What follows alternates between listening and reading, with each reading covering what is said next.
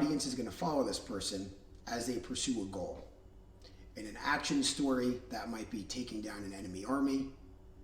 In a mystery, it might be figuring out who murdered somebody at the beginning. In a romance story, it might be finding a boyfriend or girlfriend.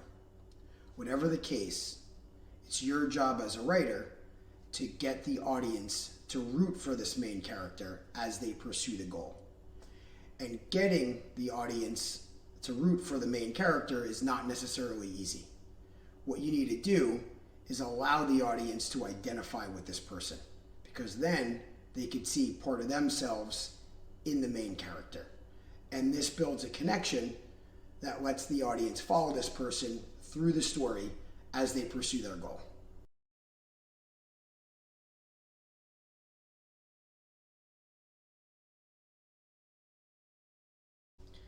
There are three major types of protagonists.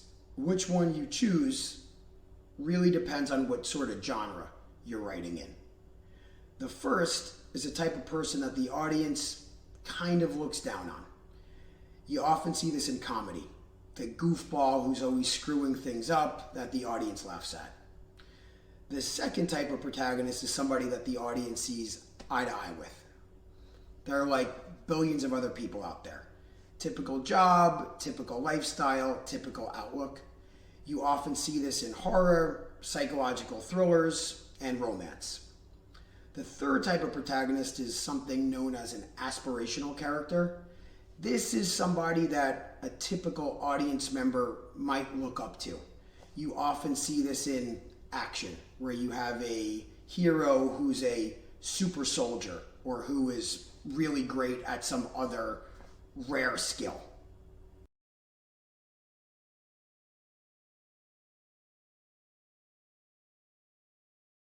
A protagonist that the audience sees eye to eye with is obviously pretty easy to build an identifiable connection with, but it's your job as a writer to make sure whoever your main character is, you could build that connection. And you do that through empathy. Empathy meaning the audience could understand what the protagonist wants, even if the protagonist happens to be pretty different from the typical audience member.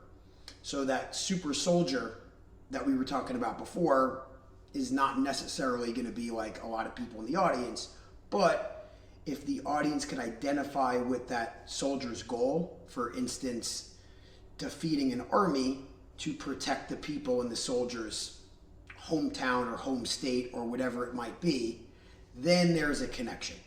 So it's very important you build empathy with your protagonist. And this doesn't necessarily mean the protagonist needs to be likable. So there's a concept of an anti-hero, which is a main character that is kind of against the grain and is not necessarily likable. And that's okay as long as you could create empathy with that person and the audience understands where the person's coming from. An example would be a main character that's committing crimes, but to raise money to help out their child.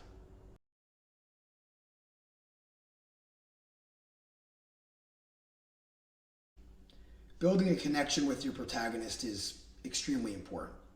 But if you want audiences to really be grabbed by your story, you want to take things a step further and not just make them identify with your protagonist, but find the person really interesting.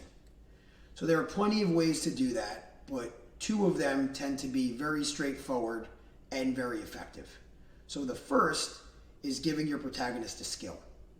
In the case of the super soldier, a skill like that is quite obvious and it goes without saying that that's going to be very intriguing. But if your main character is somebody that the audience sees eye to eye with, or even a comedic character that the audience looks down on, you still want to give this person a skill. So even in the case of the goofball comedy protagonist, they should be good at something. Maybe they're a great cook, or they're really good at skateboarding, whatever it might be. Anything to show that they have a skill, that they have potential. The second tactic to make an audience find your main character interesting is giving that person a secret. So the human mind is drawn to mystery, and somebody that has a secret is immediately more interesting.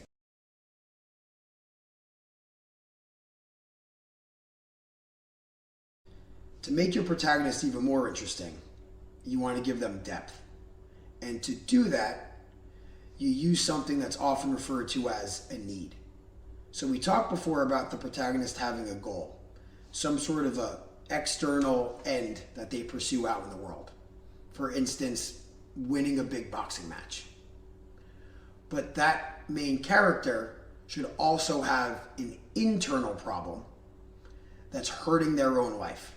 Fixing this internal problem is referred to as overcoming a need. So they have something that they want externally, but that they need internally.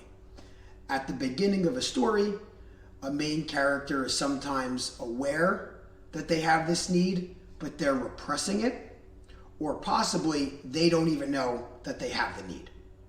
And through the course of the story, both of those things, the want and the need, are going to have their own progression.